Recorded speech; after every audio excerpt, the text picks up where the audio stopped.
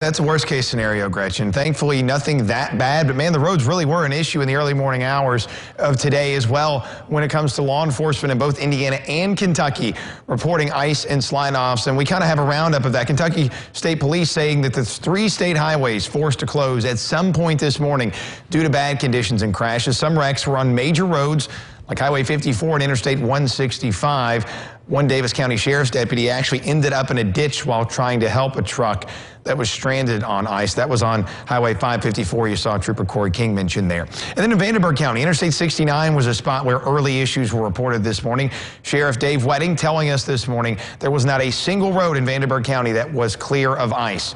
Sergeant Todd Ringel of Indiana State Police shared these photos of a crash involving a big rig and a car on I-64. And then in Hancock County this morning, the Emergency Management Agency says 15 cars slid off of one road in a short period of time, and for that reason, it was closed off to all traffic for a few miles. And as a matter of fact, we have video of that situation in Hancock County. Things were very, very dicey there this morning, and it took a while to get those things cleaned up. As a matter of fact, so bad, a KYTC salt truck had to be towed out of a ditch. This was just about an hour ago. Fire trucks actually blocked off the road for hours. Some of those cars were left on the road, Gretchen, while waiting for those conditions to improve. Traffic is moving there once again this afternoon. Some good news to report there in the Hancock County area of Kentucky. And staying in the Commonwealth, Governor Andy Beshear issued a state of emergency this morning. You can see the story on our website now. It directs the Kentucky Division of Emergency Management and the Department of Military Affairs to execute the Kentucky Emergency Operations Plan and then coordinate the response across state agencies and private relief groups. It also directs the Finance and Administration Cabinet to provide funding for the response and authorizes the Division of Emergency Management to request additional resources. All state offices are closed today as well. We have more on our website for you right now, tristatehomepage.com. Many main roads in Henderson are passable with patchy ice, but once off those main roads, it's a completely different story. This was the scene this morning on 41 between Seabury and Roberts. The road was covered, solid ice. You could see that truck stalling there. The semi just could not get up the hill. This caused other semis, they had to stop as well, and they were unfortunately stuck. And stuck semis were the only problem. One driver slid off the road down a deep embankment. You just saw that as well. So multiple semis stuck on that hill as well. Twin bridges thankfully remained accident-free, but that doesn't mean they weren't ice covered. This is from earlier this morning from our storm tracker as it crossed southbound. This is around 7:30. We just showed you Katie's view. Still quite covered with the painted lines. Hard to see traffic. So it's moving around 30 miles an hour. That's how fast Joe and TK were going this morning. A little faster for Katie this afternoon. Snowplow drivers are working their hardest to clear the ice off the roads. In Kentucky, roads were hit hard, especially in the areas where an ice storm warning was in effect. Kirsten Jaggers with the Kentucky Transportation Cabinet says roads are treated based on a priority list. She adds, with the amount of ice we received with this event, getting to those side roads is going to take a little longer.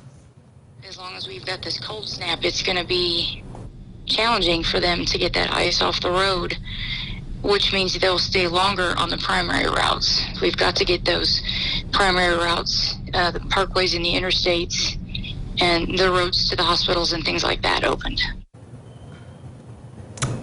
And north of the bridges in Evansville, main roads weren't too bad, but still required a focus on safe driving. This is video from the west side of Evansville, Red Bank Road, not even a mile from the expressway. What looks like a white snow-covered road was not the case. Rather, you guessed it there, a layer of thick ice. So again, it may look just like snow, but you better be extra careful. There's ice there as well.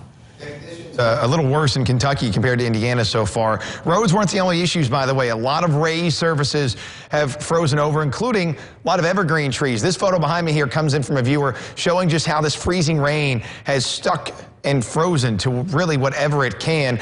Our next photo comes from Heather Thompson, a viewer in Kentucky. Her mailbox looks like the icicles spent a good amount of time as rain before the temperatures dropped last night. And like many mailboxes around Kentucky and Indiana, now an icebox. And then this photo comes from Lori and Jeff Coombs in Davis County, showing what we're worried about this afternoon. The ice causing not just branches or limbs, but major parts of trees like this one to be weighed down. And if trees like this snap, they could fall on a car or a power line below, depending on exactly where they are. In Owensboro overnight, the weight of one tree, the ice on it at least, was too much for really a major-sized trunk. This video comes to us from Jake Murphy. He says, we have this scene just before midnight in Owen Court overnight.